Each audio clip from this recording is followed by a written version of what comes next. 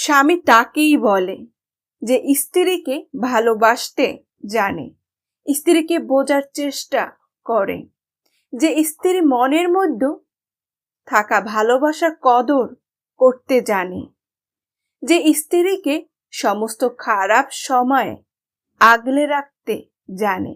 স্বামী মানে প্রবল বিশ্বাসের নাম, যে স্ত্রীকে হাসতে শেখায়, বাঁচতে শেখায়।